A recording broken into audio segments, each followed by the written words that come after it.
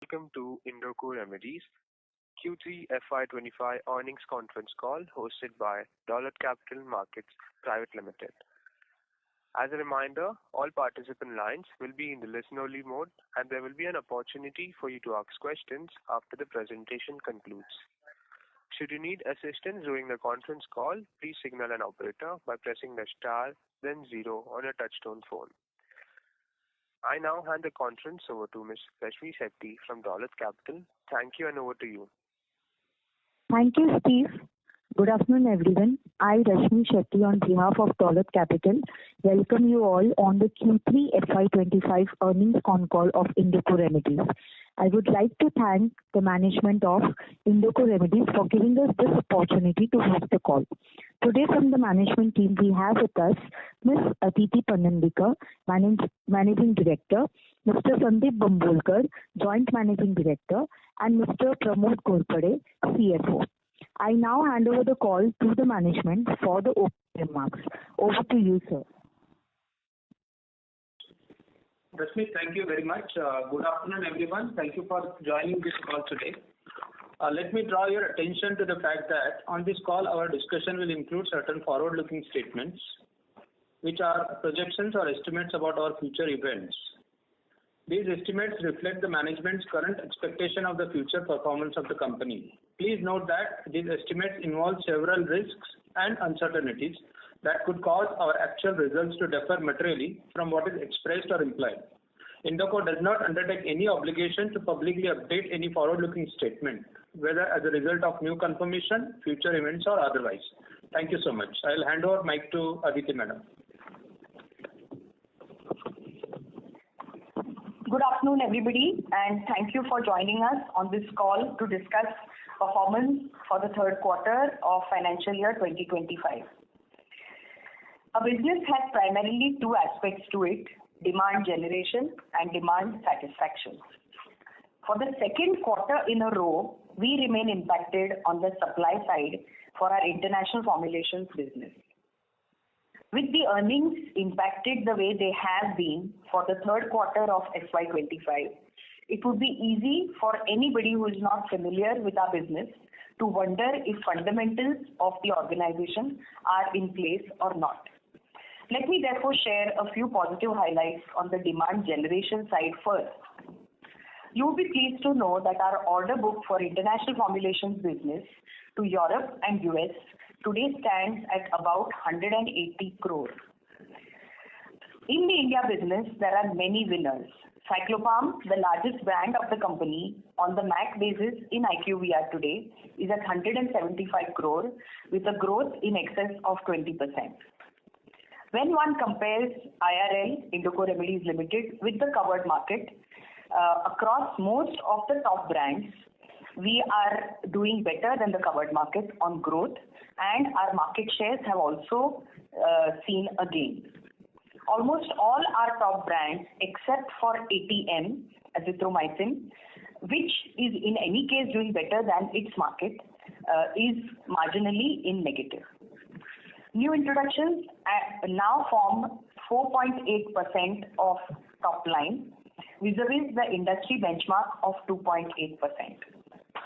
As I said in the beginning, most of our issues have been on the supply side, and supplies of finished formulations to the regulated markets for both US and EU have been severely affected in this quarter. While certain delays are on account of the implementation of corrections at facilities as part of the master manufacturing plan, which is designed to optimize operations, others and largely are on account of the warning letter that came on the sterile plant 2 in Goa by FDA. These two factors have primarily resulted in us not being able to supply. And if you compare sales to the regulated markets of US and EU, on a YOY basis for this quarter, we are down by 90 crores in sales and revenues. And all the while, costs which are incurred at plant of a fixed nature have continued. We are working with the US FDA to address their concerns listed in the warning letter and feel confident that over a period of time we will be able to get out of this situation. On quarter 4, as it is a warning letter impact, I have to be cautious and say that US will stay partly impacted. EU, on the other hand, which was impacted because of delays of production rollout of solid orals at Bati sites, should be back on its feet. And from API, India domestic sales and services, I have an expectation that they will go all out.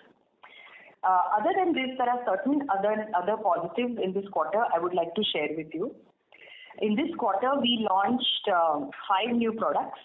Ice Wrap, a suspension which is for acidity, A-Febrex drops and A-Febrex syrup, both of which are 2-drug combinations without paracetamol in the Febrex range. Biltal DX syrup and Vinbrinza, which is a brinzolamide brimonidine combination. In this quarter, we also received final ANDA approval from US FDA for cetirizine hydrochloride tablets 10 mg, which is OTC. We also received final ANDA approval from US FDA for varenicline tablets 0.5 mg and 1 mg, a product used for to aid smoking cessation treatment. Also happy to share that this quarter, Indoco entered into a strategic distribution partnership with Clarity Pharma UK. These are some of the positives. I now hand over to Mr. Sandeep to take you through the financials of third quarter. Thank you, Aditi. Good afternoon, everyone. Hope you all are doing fine, and thank you for joining the call. Let me first begin with the business highlights. Net revenues of the company for the third quarter FY24-25 are at 3,649 million compared to 4,484 million for the same quarter last year. EBITDA to net sales for the quarter is 5.5% at rupees 201 million compared to 14.6% at rupees 653 million. The above numbers are on standalone basis. We have declared results with consolidation, which include results of subsidiaries. The domestic formulation business, revenues from this business for the quarter grew by 5.5% at rupees 2,242 million as compared to rupees 2,126 million. Major therapeutic segments, namely vitamins, minerals, nutrients, cardiac, urology and gastrointestinal, performed well during the quarter as compared to the same quarter last year. Now on the international formulation business front, revenues from international business are at 1,074 million compared to 1,947 million for the same quarter last year, as has been explained by Aditi earlier. Revenues from regulated markets for the quarter are at rupees 684 million as against rupees 1,475 million for the same quarter last year. Revenues from US business for the quarter are at rupees 280 million as against rupees 863 million, and revenues from Europe for the quarter are at rupees 354 million as against rupees 582 million. Revenues from South Africa, Australia, New Zealand for the quarter are rupees 49 million against rupees 30 million, and revenues from emerging markets for the quarter are at rupees 390 million against rupees 472 million. Revenues from API business for the quarter are at 28 million against 33 million, and from services, Anacypher CRO and Indoco Analytical Solutions are at 6 million against 8 million. That is all about the business highlights for the third quarter, and I now request the participants to put forth their questions. Thank you. Thank you very much. We will now begin the question and answer session. Anyone who wishes to ask a question may press star and 1 on their touchtone telephone. If you wish to remove yourself from the question queue, you may press star and 2. Participants are requested to use handset while asking a question. Ladies and gentlemen, we will wait for a moment while the question queue assembles.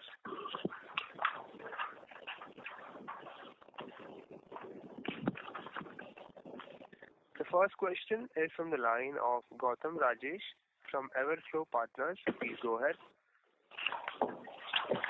Good afternoon, sir. Thanks for the opportunity. I have one question. What is the status of the refurbishment of the plans for Europe and USA? Can you update on which lines are operational now, and by when will the balance of the lines be operational? Yeah. Okay. Okay. From the plant 2, that is a sterile plant, line 1 is fully operational, and we have been exporting one terminally sterilized product to the US from that line. Line 2, we are taking exhibit batches. That is also operational, but has not been inspected by the FDA. So we can go ahead and take exhibit batches of all the planned products for the future that we are doing already. Line 3 will be ready by the first week of February to go commercial, and line 4 will be ready by first week of March. This is the schedule of all the sterile plant, all the lines in the sterile plant. Coming to solid orals, for solid orals, the main plant is plant 1 in Goa, which currently largely manufactures for US. And we also have Baddi 1 and Baddi 3, as we call it, 2 plants in Baddi doing solid orals. Of these, the master manufacturing plan is completely rolled out, and work is completed in the third quarter for plant 1. So impact from supplies, regular supplies from plant 1 will be seen in the fourth quarter. Baddi, on the other hand, as we speak, we are rolling out, meaning we would have lost 1 month in the fourth quarter for Baddi. Does that answer your question? Yes, thank you, ma'am. Thank you. The next question is from the line of Sajal Kapoor from Anti-Fragile Thinking. Please go ahead. Yeah, hi. Thanks for taking my questions. Aditi ma'am and Sandeep sir, both of you, the question is on the India business. What kind of digital initiatives do you plan to undertake or currently exploring for the India business? Yeah, very good question. So there is when you say digital, it's about digitization and digitalization. So just to share with you that over the last 18 months, the company has already got into digitization mode, where out of the 3,000 field employees, now almost 2,000 use iPads to promote products to doctors. That allows us to give a lot of additional data and a lot of audiovisual kind of representation, studies. So on that part, of course, digitalization is done. Regarding digitalization of India business, other areas, we are, of course, through SAP and other things, the data is already digitalized, and we have been using some software for some time, which has been helping us to for the field to report calls as they happen. We also use other software which helps any field employee to be updated within 10 minutes, every 10 minutes of the status on his achievement on a product-to-product basis versus the targets taken. Does that answer your question? Yeah, that's helpful, Aditi ma'am. Thank you. And just a follow-on, really. I mean, what's your sort of current thought process and experience with this Gen AI and AI in general? I mean, how can that new technology impact Indoco's manufacturing and operations? Because we could perhaps use this to improve product quality and compliance. Things like detecting faults, automating inspections, or almost kind of predicting any quality issues. So are you thinking along those lines? Because there is a lot of upgrade and capacity expansion happening. Right. So again, very interesting. So for all the new projects, whether it is a project at Auric of toothpaste block or APIs, or all the new lines which are coming in at plant 2, from day zero, the equipment that's coming in is aligned to be part of anything digital by way of for us to sort of collate data and help us to work on AI/ML basis. The challenge really comes in the equipment and machinery that is already there in the system. Because the OEM vendors are all very different. Each of them is at different stages of their readiness to support data collection, collation, etc. However, coming to departments like quality, stability, R&D, where we already generate a whole lot of data which is in the system, we have already started using small applications to help us to do more predictive work. Also, in a very small way, work is also started in F&D. In fact, we are looking at any and every other department in the company where a whole host of data is sitting today, which we can, work on to help us get efficiency. No, that's helpful. And the implementation of SAP S/4HANA, is that integration fully complete within the organization? And with that kind of an infrastructure backend and the digital initiatives that you spoke about, I mean, is it fair to assume that the efficiency and productivity will take a significant jump going ahead? Yeah, definitely. The SAP S/4HANA implementation happened almost 2 years back, and we did it in record time of less than 8 months, and we won an award from the SAP. So that is well settled, and that has made the entire organization very efficient. So once these compliance challenges are behind us, no one can predict the timing of the US FDA audit because there will be a physical audit at some point. But at some point we'll get over those challenges, and then at that point in time, as we started scaling up, there should be better productivity compared to where we were before these issues erupted, right? Definitely, yes. Yeah. Okay. And lastly, on this Florida Pharma, how much is from simple perspective, I think our fixed cost have increased because we have acquired this front end in the US, and we are kind of facing a near-term pain because of that increase in fixed cost, and our output is not commensurate with that increase in fixed cost. So I'm just trying to understand, what is that amount that we are bleeding in? Is it 10 crore, 20 crore? What is that additional fixed cost that is currently hitting our P&L, but it's not giving us the output because of supply challenges? Yeah. So, Vijay, I'll just take this question. At FPP, though we are incurring certain additional spend there, but if you see from a revenue perspective, we have started generating revenue right from day one. That is on account of two. One is about certain current with the existing arrangements with third-party suppliers and sales from FPP. That is one. And secondly, our supplies, Indoco supplies to FPP. So that is helping us to cover up certain fixed costs. But still, there is on an average about 6 to 7 crore per quarter is the fixed cost which currently we are incurring. Certain portion we are recovering from sales.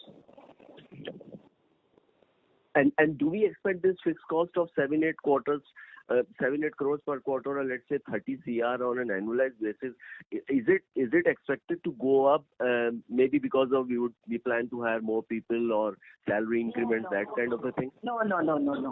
So there are just 6 employees in SPP, and it is more of KOL management of generics. So there is no expectation to increase number of employees. Sure. And finally, Aditi ma'am, is it still kind of 60-40 ratio that we expect 60% to go through our own front end in the US and 40 would still be through partners? Yes. Okay. Wonderful. Thank you so much. I'll join the queue. Thank you. Thank you. The next question is from the line of Sudarshan Padmanabhan from JM Financial. Please go ahead. Yeah, thank you for taking my question. Ma'am, I would like to understand a little bit more on qualitatively where are we from the activities of getting the remediation. Your voice is not very clear. I'm sorry. Hello? Your voice is not very clear. Can you repeat? Yeah. Ma'am, I would like to understand qualitatively where do we stand on the US FDA as far as remediation is concerned, and when do we start seeing the approvals and kind of a ramp up that we initially expected? Yeah. So, as I discussed already, we've just got the warning letter, and our initial response to the warning letter has gone off, and we have committed a certain time period in which we will be giving a more concrete plan. In the interim, we are constantly now in communication with the FDA to keep checking whether we can supply, which products we can supply safely. We are also in constant touch with all our customers who are all auditing us to evaluate the risk in taking products from our site. Coming qualitatively to the issues in the plant, the team is looking at each of them in greatest detail, and we have already hired remediation partners, and they're working with the team as we speak. And in terms of cost curve, ma'am, I mean, broadly, since you've hired the, consultants, I would assume that a fair amount of cost would basically be spread between the third and the fourth quarter. And probably post that, it should come out. Yes, that's a correct assumption. Rather than third, I think because it came towards the fag end of third quarter, I would expect it more to be in the fourth quarter this year and the first quarter of next year. Sure. And any idea what would be the quantum, ma'am? It's difficult to say at this stage as we are still evaluating the amount of work to be done. Sure. And just persisting a little bit more on the US, I mean, we also have certain interesting products like Combigan and Brizzolamide. Is there a way where, we will continue to supply, or, this is an opportunity that we will still benefit from in FY26?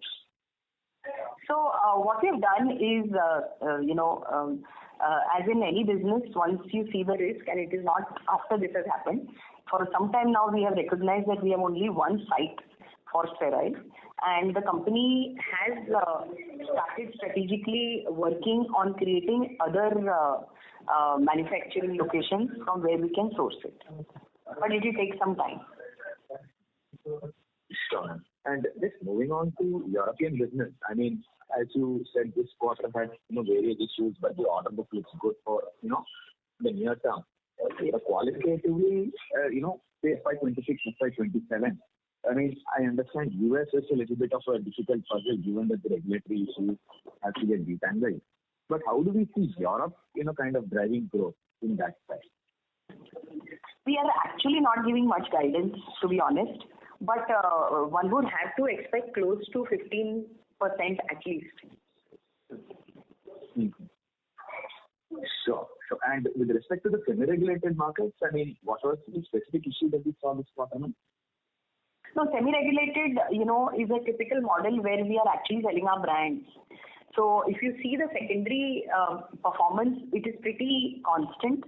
It is just because of the, distributor model, as and when they sort of give you orders and you get to sort of sell out, then you get the primary. So as such, it is typically, a business which is very heavy in the fourth quarter.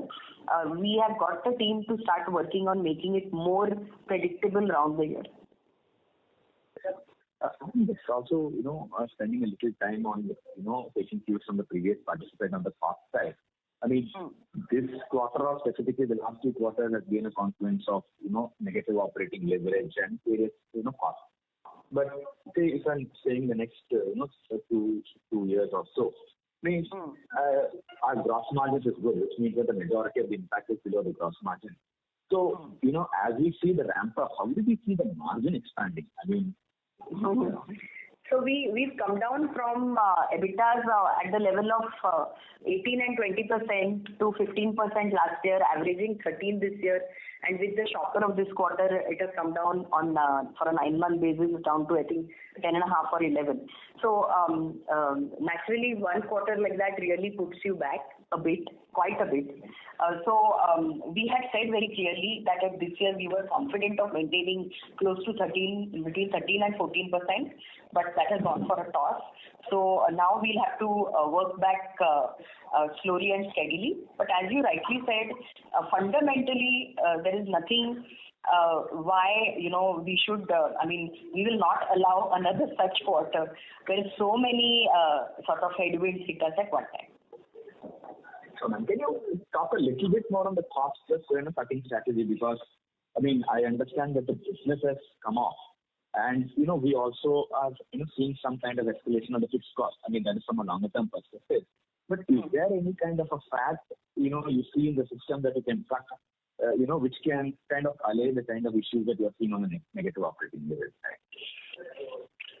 Yeah. So, like I said in the opening, when you sort of have a deficit of close to 100 crore in sales, but the fixed costs of the plants and sites stay the way they are, that has been the reason for this quarter. Going forward, as part of the master manufacturing plan, in any case, cost per unit was to go down. So I see in the fourth quarter itself, we'll be able to see on geographical business basis, we'll start seeing some improvement for sure. Also, in the India business, given that we are not increasing the number of people, we will also see an improvement in per head yield, PHY. That should help. And certain costs, especially of the like other expenses, where there is a lot of work being put in right now to sort of contain them, check, etc. Those will come under control.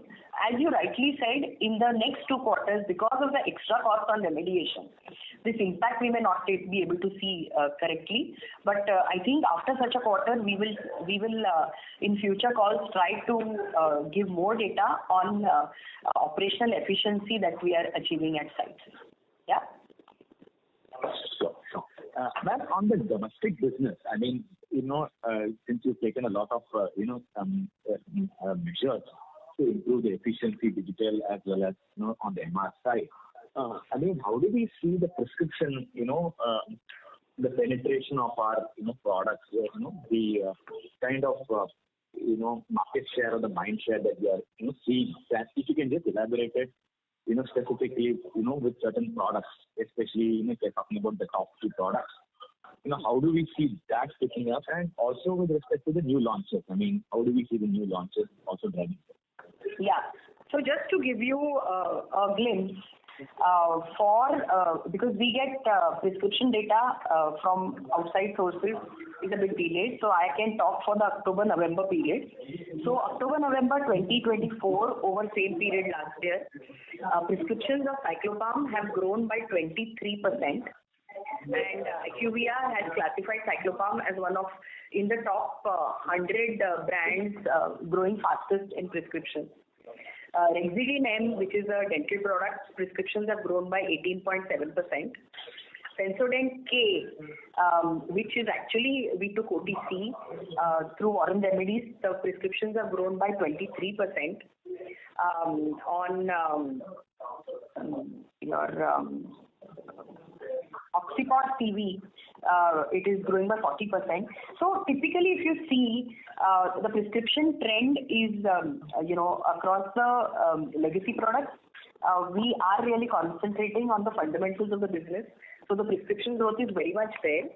On the new products also, if you look at products like Noxa, they have done exceedingly well. And let me just try and give you some details. Clobenji, an age-old product, is number 1 prescribed antifungal by ENTs. Cital is the number 1 prescribed urinary alkalizer by urologists and GPs. Cital and Cital UTI together have crossed 100 crores MAC December. Your Ninas, Noxa is number 1 prescribed organoxacin antifungal, new launched antifungal. So a lot of good happening in the India business, and this has come through both good strategies and good strategies being implemented properly, as well as sales effectiveness improvement. One final question before I join back the queue is, now that we have certain losses, what is the kind of tax rate that we should be looking at? Tax rate. A tax rate. We are already We are already at the lowest tax. New regime. Yes. And the losses are only for this quarter. Only this quarter. On YTD, we are still positive, so we will have to pay tax. Yes. Sure, ma'am. Thanks a lot, Arjun. Thank you. The next question is from the line of Vishal Manchanda from Systematics. Please go ahead.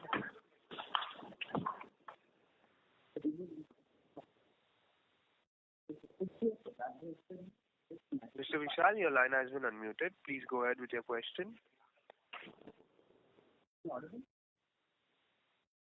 No, Vishal, you are not audible at all. We will move on to the next question. It's from the line of Anush Mokashi from Yajna Academy Private Limited. Please go ahead. Yeah, hello, am I audible? Yeah. Yes. Yeah, thank you for the opportunity. So, ma'am, I was actually looking at our fixed asset turnover ratio. It was around 2.5x in FY24, and now it is around at 2ish, like 1.9x. And considering both the PPE and all the intangibles both. And now going by the way that we have spent about 800 to 1,000 odd crores into our capex. So do you feel, do you have any number in your mind that, can it reach back to those levels given everything is behind us about all these warning letters and all? We should at least do 2 times. Okay, 2 times is what? Okay. At least. And, yeah. Okay. And next question was about the margins. So given as compared to peers, we are at a bit lower side, and I'm assuming that is because of some lower chronic mix. And I heard you saying that you want to increase the chronic mix going ahead. So any guidance on what target number you're looking about chronic mix going ahead? No, so the sales may not be lower because of the chronic mix, but we have always grown India business in a stealthy fashion. So I really didn't get your question. Are you saying that because we don't have chronic, we are lower in size? Is that your question? No, I'm actually assessing the impact on margins. Maybe I missed in that. No, on margins, whether it's chronic or acute. In fact, legacy products are much better on margin because the brand is far more established in the market. Yeah. Okay. So going ahead, is there any chronic mix percentage you're targeting?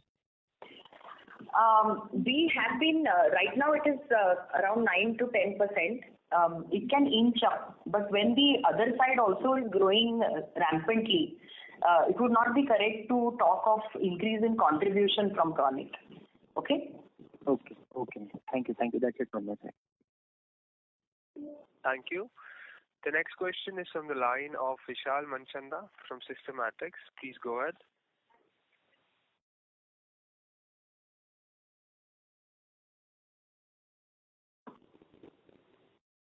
Mr. Vishal, your line has been unmuted. Please go ahead with your question. Hello. Yeah, am I audible now?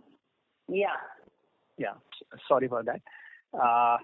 So basically, with respect to your collaboration with Clarity Pharma, you expect to sell around 18 products in the next. I think 18 products over the next 18 months. Is that right?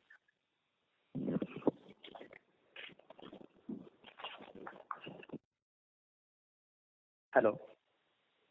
Yeah. Can you hear me? Yeah, I can hear you. Yeah. A basket of 18 SKUs over 18 months. That means gradually get added. Yeah. So are these products already approved for you, and whether you own the dossier or Clarity Pharma would own? No. We have the dossiers. We over the last 20 years, we inched up from being pure contract manufacturers to eventually owning the IP, to eventually owning the dossiers and MAs. Okay? It's only that we were then supplying to others. So now we supply to Clarity, which is our partner. So we have a stake. Clarity will be only a distribution partner. Understood. Okay. So you have these products approved, and supplies would start in the next over the next 18 months to the partner. Yes. And any sense on what revenue can this generate? Maybe a range, if not a number. No, we are not giving out numbers at this stage. Okay. And second, on the US, the new lines that have been refurbished, I just want to understand what was the need to refurbish the lines, whether these lines were kind of obsolete and that led you to refurbish, or was it for compliance reasons? Yeah, compliance. So we had audits last February and then this July. So the last February audits were initially when we gave responses where we got the OAI. In those responses we committed to. So there were some, on sterility, sterile practices, as in how the workers moved inside because of lack of space in areas, etc. Such things were identified. Also, certain improvements towards sterility, like glove ports, and going for isolators, larger LAFs. Those commitments we made, and therefore the refurbishment. Okay. So you would have replaced the entire line in that case, and the old line has been. No, we have not replaced the line. We have not replaced the line. We have refurbished the area and sort of upgraded the lines wherever required. Okay. And the total capex that we would have incurred for this? Overall, in this year, we have incurred close to about 200 crore, including some new machines, upgradation, all the projects, some advances. And specifically for this refurbishment project? Sorry, Vishal, just to give you more clarity. For the line upgradation, it was more of a repairs and maintenance cost. So it is not entirely capex. Certain components we got, which is a part of the capex. Okay. And just one final one. The other expenses line is quite elevated this quarter, around 165 crores. I think about 15% jump, and probably the highest ever we have seen. So, any details there? So some amount of remediation costs have started coming in. There was also I think a good amount of payout on incentives for India business. And as Pramod correctly said, repairs and maintenance has absorbed a lot of the remediation for the lines in plant 2. Yeah. Well, Vishal, when you talk about 165, that is at consolidated level, which include certain expenses related to Warren, SPP, and Indoco. At Indoco standalone, if you see our average this quarter, we are at 139. So, which we had indicated, our average is between 120 to 130, but because of certain additional costs related to remediation, we are at 140 at this point of time.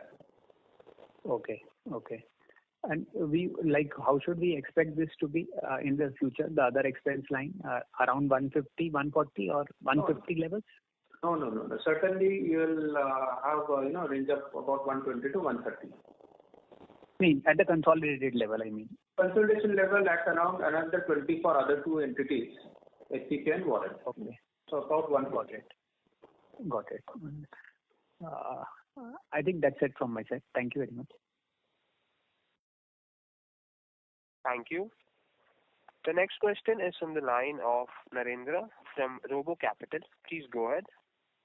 Hi. Thanks for the opportunity. So I'm new to the company, so pardon me if the questions become a little repetitive. I just wanted to know that the recent warning letter that we have received, what is it regarding, and what kind of products are we still allowed to supply to the US? That's my first question. Yeah. So we are at this time, as I said earlier, we are in communication with FDA to find out what we can and cannot supply with zero risk, some risk, etc. And we are also talking to our customers. So sterile products are basically of two kinds: aseptic filling and terminal sterilized. Terminally sterilized products have very low risk because they are sterilized at the end. So we are going ahead manufacturing and supplying those products, but they form a very small percentage of our portfolio. So we are still waiting for OK to start manufacturing the aseptically filled products. Since our outline response has gone to FDA, we have to give them some time before they come back to us, and we can start getting clarifications from them on this. Okay, understood. And why are we seeing softness in the European region? Any reason for that? Yeah, so I think in the beginning we spoke of this, that a couple of our sites where the master manufacturing plan is being rolled out, there were delays in certain completion of projects, because of which supply from those sites got impacted. That's it. Okay, so going ahead from FY26 onwards, except Europe, except US, all of our geography should go back to the earlier levels of performance, right? Yes. Okay, great. And on the margins front, right? So this quarter it was only because of these two reasons, or was there any other factor that contributed to this? And also, a related point, would it be possible to give out a range of what kind of margins do we make in the US business on a steady state basis? No, it would be very difficult for us to give you that, and we are anyway not giving out that kind of data. But your question is correct. As I said, it was only because of non-supply of product in this quarter that the margins were so severely impacted. Okay, understood. And on the capex which you have done, I can see around 400 odd crores in the past 2 years. So is it fully for the refurbishment, or is there any component other than that as well? No, there is refurbishment. We have set up a new unit at Auric, which is for making cosmetic toothpaste, where we now manufacture the OTC toothpaste. We also have added a block for increasing capacity of API, because otherwise we were dependent on our old site at Pataganga alone. That is largely where the capex has happened, and some amount of capex has gone into sort of going for newer equipment in order to increase efficiency at the solid oral site. Okay, great. Understood. I'll follow back in queue if I have anything else. Thank you. Thank you. The next question is from the line of Ankit Minocha from Aditi Ventures. Please go ahead. Yeah, hi. Good afternoon. I mean, margins this quarter, obviously you mentioned the reasons, but margins the previous quarter were also on the lower side. I mean, if I was to kind of understand, when do we move back with all your issues with remediation, with all the issues with supply into the existing markets? If I was to look at the next 4 quarters, say Q4, upcoming Q4, and then Q1, Q2, Q3 of the next year, when do we think we kind of will move back to business as usual and maybe like touch 15% EBITDA margins in this time period? So as I said, the next 2 quarters we will stay impacted at least for the warning letter related issues and sales to US from the sterile plant. So nothing before that. I don't expect we will be able to come back to 15% for sure. But the 13% we were going at, possibly by Q3 of next year, we could start seeing some early signs of it. Okay, and this 13% you're mentioning, say if it's by Q3, then would you have an estimated, say, some sort of a target for the entire year of Q4? Let's just not talk of any estimates. Nobody, you can understand the kind of pressure the organization is under right now with the warning letter and 2 more quarters of having to not be able to supply product. But we hope against hope that from FDA we will hear something and be allowed to make more. If that happens, we can try to do better. So no commitment, no guidances. Sure, thank you. And in terms of the warning letter, I mean, do you think the worst, we've seen the worst in terms of this quarter, or could the following quarter be even worse coming ahead? No, I think this is the bottom because we couldn't supply anything this quarter, so at least from sterile product perspective. Right.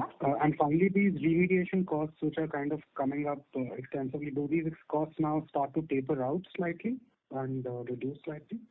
No, the remediation costs will continue for at least 2 quarters. And after that also in a certain measure. Okay. Yeah. Right. Thank you and all the best. Thank you. The next question is from the line of Pratik Kulkarni from Kamyaka. Please go ahead.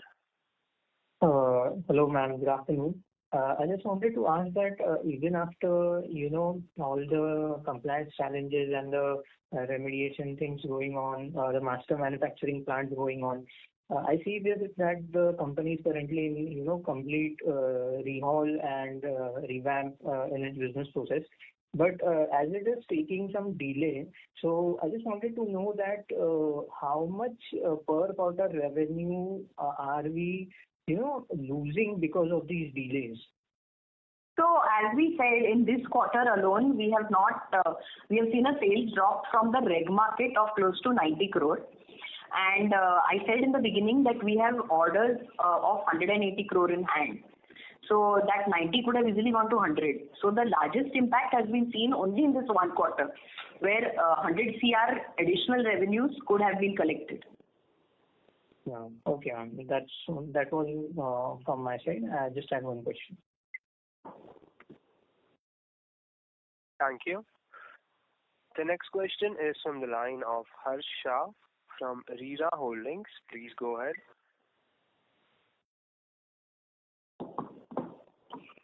Hi. Good afternoon, ma'am. So my question is related to the previous question asked by one of the participants. Since we are losing out on certain amount of revenue because of the remediation measures and even also because of the USFD issues, and someone else would be filling in the market since we are not supplying. So just want to get a sense that once we get back on track, how do we get that market back? Because I'm sure there would be multiple competitors who would be operating in similar drugs would be supplying the market. So when we get back on track, how do we regain that market again? Yeah, so our business to international markets, reg markets, is of two kinds. One where we contract manufacture for others, and other where we have our product front-ended. So even if it's FPP or Clarity, they are our products. So there we are pretty much in control of the whole chain, directly or indirectly. And here, of course, in the shortest run, there may not be much impact because there is also stock carrying in these markets. So that will not cause too much problem.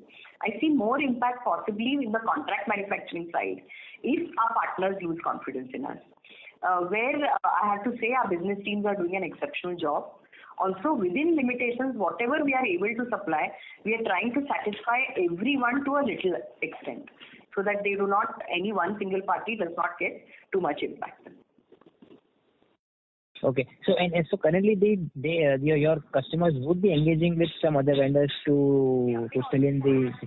They always have, Harsh. We are in business for making paracetamol for UK for the last 20 years. And, the parties we supply to, they are taking products from many other parties. So question is whether they will want to come back to us or no, whether they will stay with us or no. That pretty much depends on the relationship and reputation we have built over so many years working with them. Also the cost, and I have seen at least that for a few pennies they have not moved because the partnership and sort of logistic kind of support which we have faltered for the first time in 20 years, where we probably have not given people what they have wanted. This is the first time it has happened, and I am very hopeful that we should not lose long-term business because of it. Sure. Thank you so much. Thank you. The next question is from the line of Rajat from Tata Mutual Funds. Please go ahead. Yeah, hi. Thanks for taking my question. Am I audible? Yeah.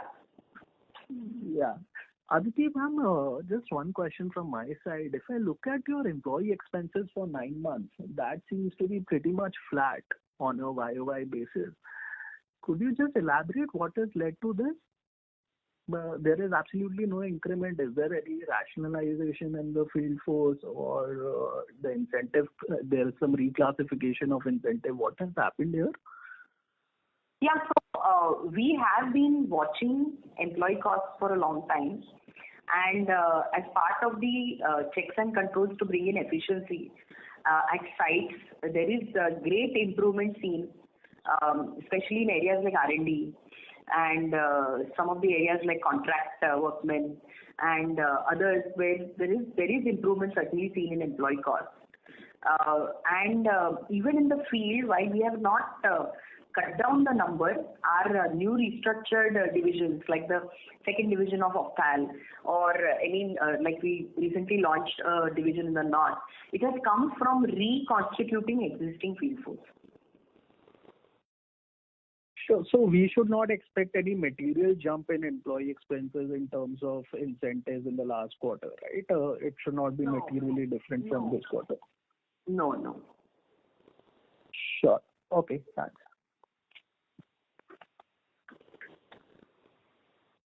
Yes, sir. Does that answer your question? Yeah, I'm done. Thanks. Thank you. As there are no further questions from the participants, I now hand the conference over to the management for their closing comments. Yeah. Thank you everyone for your active participation and all your questions. Thank you for joining us today. Thank you very much. Thank you. Thank you. On behalf of Dolat Capital Markets Private Limited, that concludes this conference. Thank you for joining us, and you may now disconnect your lines.